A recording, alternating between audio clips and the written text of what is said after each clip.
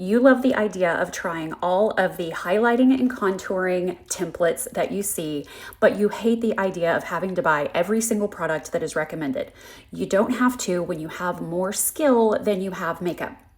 When you have a really good bright neutral and a really good dark neutral, you can blend these two to get any color that you want. Let's get to mixing and I'll show you what we can do. Okay, I've given myself 3 opportunities to mix custom colors. Let's take a little bit of the dark and mix it in to the light.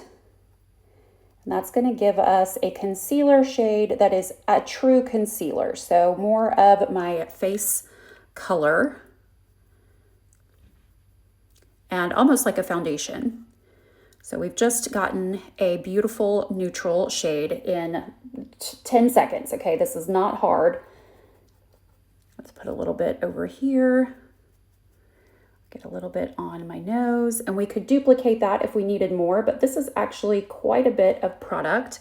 And these concealers are based in castor seed oil, so they are really good for your skin. Cream and wax products are what makeup artists have relied on for ages. The silicone ones that you're buying at the orange store and the black and white store are not as friendly to aging skin as you might think. They just go on really smooth and they come in adorable packages, and we think that because they have a celebrity name attached that they are all the rage.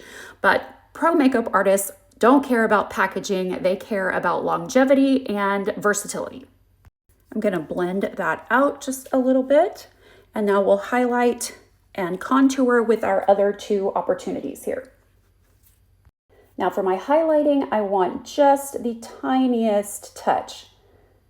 Oh gosh, okay, I'm gonna knock a little bit of that off and then go in here and warm that up just a little bit. We want it to be bright, but maybe not quite so bright.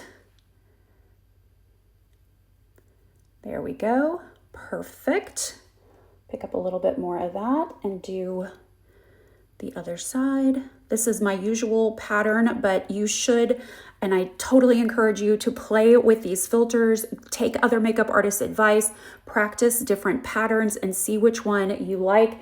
Different face shapes can really be so fun and so effective when you learn to do a little bit of skill instead of just buying the products.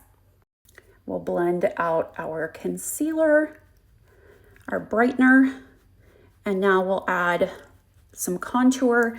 And because this can be a little bit scary, I'm not afraid to go straight in on my face with this dark one, but we'll take just a little bit of the light and add it to the dark to give ourselves something that's just a little more safe.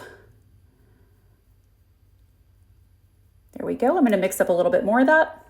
I just added a touch more of the dark concealer, and I'm going to go back in and grab a little bit of that lightener